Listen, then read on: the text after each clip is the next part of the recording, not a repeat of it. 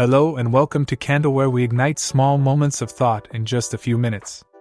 Tune in for quick, meaningful insights to brighten your day. Ready to light up? Welcome back, everyone. Ready for another deep dive? Always. Good. Well, today we're tackling self-help, but not the kind you might be thinking of. Yeah, we're ditching the modern feel-good stuff. Okay. Taking it old school. Oh, yeah, way back, 1859, Samuel Smiles, his classic book, Self-Help. It's the OG, right? Wow, going right to the source. Love it. So get ready for some Victorian-era wisdom, and trust me, you'll be surprised how much of it still applies today. I'm intrigued already. This is about what, people shaping their own destinies. That's the core of it, yeah. And Smiles really dives deep. It's not just feel-good stuff. There's real grit in this book. In fact, it starts in the most unlikely of places, a cholera hospital room. Can you imagine? Cholera. That's a rough start. No kidding. But Smiles describes this group of young men. They form a mutual improvement society. And they're so driven to learn, they rent this, potentially plague-ridden room just to have a space for their classes. Wow. Dedicated, to say the least. Right. He even writes, the teaching may have been of a very rude and imperfect sort, but it was done with a will. What a way to set the stage, right? Definitely sets the tone. So it's not about having all the resources. It's about the drive. Exactly, that inner fire. Yeah. And Smiles really hammers home this idea that real societal progress, it comes from individuals, not just from big institutions. Makes sense. Individuals make up society, after all. Right. And to illustrate this, he shares a ton of examples of people from super humble beginnings who go on to achieve amazing things. Okay, like rags to riches stories. Oh, even better. Get this.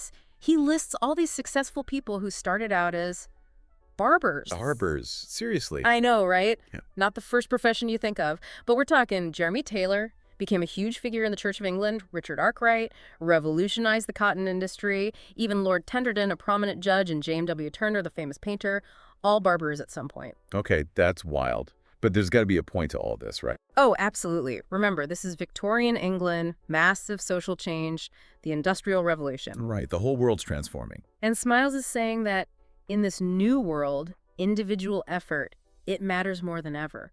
It's like, forget your background, you have the power to rise above it all. So it's a message of hope, almost. Like anyone can achieve anything. Exactly. And he backs it up with more than just barbers. There are stories of people from all walks of life overcoming incredible odds. Like Lagrange, the mathematician. He actually said that not being rich helped him succeed. Really? How so? He said it forced him to rely on his own creativity, his own ingenuity. Interesting. So limitations can breed innovation. Exactly. And then there's Sir Robert Peel, working double shifts in Parliament, holding down another demanding job at the same time. Workaholic much. And then some. And Lord Brougham kept up his scientific research well into old age. People would say, go to that fellow Brougham, he seems to have time for everything. Wow. Talk about making the most of your time. Clearly, hard work is a big theme here. You got it.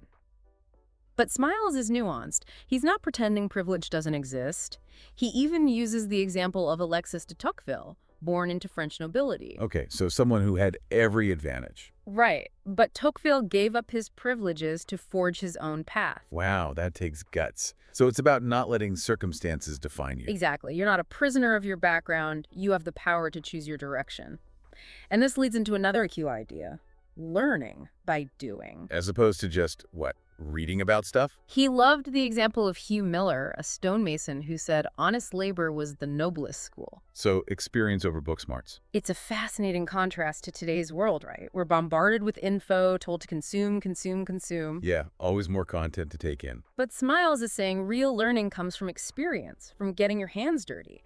And he applies this really well to one of the most exciting areas of his time, the world of inventors. Right, the age of invention. Makes sense.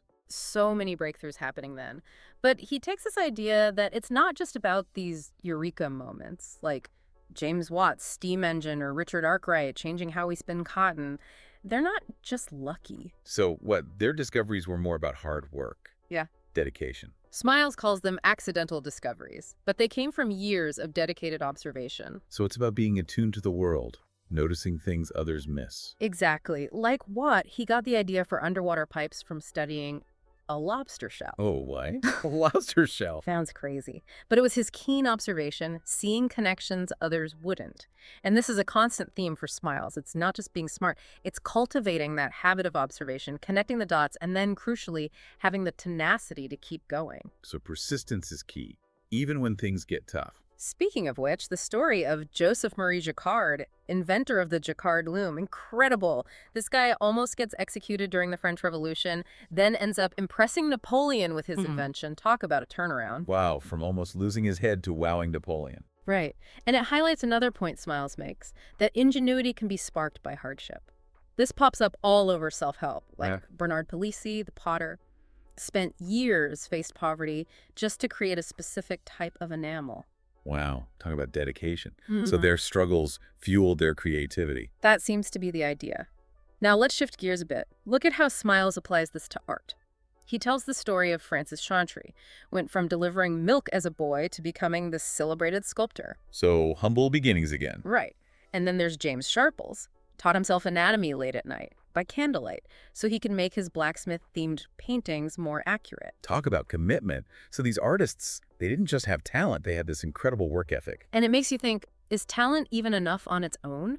Smiles even suggests that maybe Benjamin West, a child prodigy, might have achieved even more if he'd faced more challenges. Interesting. So struggle can be beneficial, build character. That's the idea. And it's captured perfectly in one of the most powerful quotes in the book from Augustin Thierry, a historian. Lost both his sight and health pursuing knowledge, he said, "There is something in the world better than fortune. It is devotion to knowledge." Oh, wow. Talk about dedication. But Smiles doesn't just focus on lofty ideals, right? He gets very practical, especially when it comes to business. Right, he was a big believer in honesty and integrity in business. Absolutely. He calls character the foundation of any successful enterprise. Tells the story of David Barclay, a wealthy merchant, freed all his slaves at great personal cost because it was the right thing to do. Wow, putting his money where his mouth is. Admirable. And then there's this brewer, built his whole reputation on using more malt in his beer than he needed to. More than he needed. Why? Cost him more, but he believed in quality above all else, and it paid off in the long run. Loyal customers, real success. So it's like that saying, you get what you pay for. Exactly. Smiles predicted this whole idea of ethical business. He saw the link between personal values and long-term success. Pretty remarkable. Yeah, way ahead of his time on that one. So self-help, it's not just some self-improvement manual. It's deeper than that. More of a philosophy, a way of life. Right. And it's these incredible stories. They bring those ideas to life. It's not just about getting rich or famous. It's about those qualities that let you thrive no matter what. Resilience, integrity, that kind of thing. Exactly. And that, my friend, is a message that never goes out of style. You know, it's really striking how Smiles connects this self-help idea to, like, the bigger picture, you know, national progress, the whole society. Yeah, he's not just talking about individuals improving. He's saying a nation's strength, it all comes down to the character of its people. Right. So it's like, if we want a society that thrives, we need individuals who embody those values, hard work, honesty, all that. Exactly. He really believed that a society is only as strong as the people who make it up.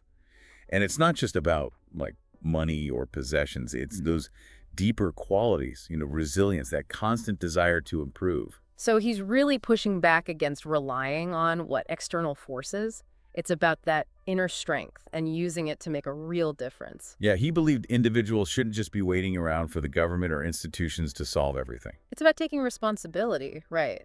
It makes you wonder what Smiles would make of our world today.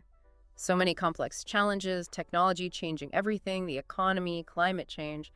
You know, it's a whole different world, that's for sure. How would he apply his ideas to the 21st century, I wonder? It's a great question. I mean, he lived through the Industrial Revolution, so much upheaval. It must have felt like everything was changing too. True. That was a time of massive change. Yeah. But he seemed to find hope in all that. Right, and he saw those challenges as like a call to action for individuals to step up. Maybe he'd say, our anxieties about technology, the economy, all that, those are just new opportunities for self-improvement. Oh, I like that. So instead of being overwhelmed, we can see them as chances to grow, to learn new skills, adapt. It's about embracing the challenge, finding ways to have a positive impact, even when things feel uncertain. And remember, Smiles was all about character. It's not just working hard, it's doing it with integrity, honesty, being committed to something bigger than yourself. Right, like that brewer we talked about, who used more malt than he needed to, even though it cost him more. He was committed to quality, no cutting corners. And in the end, that's what brought him success. Loyal customers, a good reputation. It shows that true success is not just about profits. It's about building something you can be proud of. And being trustworthy, having integrity, those things matter. Absolutely, especially today. Consumers are demanding transparency from businesses, ethical practices. It's like Smiles knew this all along. He was ahead of his time. And let's not forget his emphasis on perseverance, on never giving up. Think about William Lee, the guy who invented the stocking frame knitting machine. Didn't he face a lot of pushback? Tons. Even Queen Elizabeth herself was against it, worried it would put people out of work. But he didn't give up. Nope. He took his invention to France, and it ended up revolutionizing the textile industry. That's amazing. It shows what can happen when you really believe in something. And we see that same tenacity with Bernard Palissy, the potter. Spent years experimenting, facing poverty, even ridicule, until he finally created that beautiful white enamel. They had this incredible drive, didn't they? This sense of purpose. Yeah, like they were willing to sacrifice so much to see their work through. It's a good lesson for all of us. When we're truly passionate about something, we're more likely to stick with it, even when things get tough. So what are you willing to fight for? What dreams are so important that you wouldn't let anything stop you? That's a good question. And Smiles doesn't just apply this to, big inventions or artistic achievements. He believes it's important for everyday life, even those little mundane things. He talks about being diligent, paying attention to details, being punctual. Right, all those little things, they add up. It all reflects your character, how you approach everything. So it's like self-improvement is this ongoing process. It never really ends. It's a lifelong journey, striving to be better. And that's where his concept of self-culture comes in. Expanding your knowledge, developing skills, refining your character. He even talks about Napoleon. Napoleon? What does he have to do with self-improvement? Well, he was known for his incredible attention to detail, his work ethic. Spent hours poring over maps, planning military campaigns, even overseeing logistics. Wow, he was meticulous. Right. So Smiles seems to be saying that even the most ambitious people can benefit from this focus on self-improvement. It's not just for, the average person trying to get ahead. Exactly. And he contrasts Napoleon with the Duke of Wellington, who had a very different style. Wellington was known for his practicality, his ability to inspire loyalty. So two very different leaders, both successful in their own way.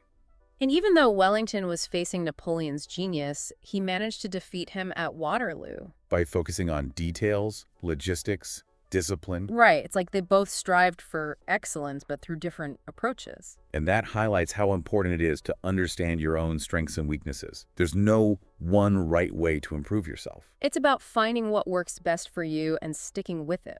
And Smiles seems to be saying that real success, it's less about following a formula and more about developing those qualities that help you navigate life's complexities. It's about finding your own path and walking it with integrity and resilience. It really feels like Smiles is giving us this well-rounded view of success. It's not just about money or fame. It's about living with, purpose. Yeah, and doing it with integrity. It's about being the best you can be. Right, it's a journey, not just a destination.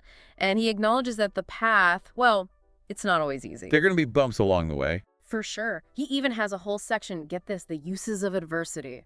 That's kind of counterintuitive, right? Yeah, why would hardship be useful? But his point is, these challenges, the tough times, they can actually make you stronger. It's about how you respond to those challenges. Exactly. And he's not, glorifying suffering, right? He's not saying we should go looking for trouble, but when it does come, which it inevitably will. It's about learning from those experiences, growing from them. He uses the example of Augustin Thierry, the historian we mentioned before, lost his sight and health pursuing knowledge.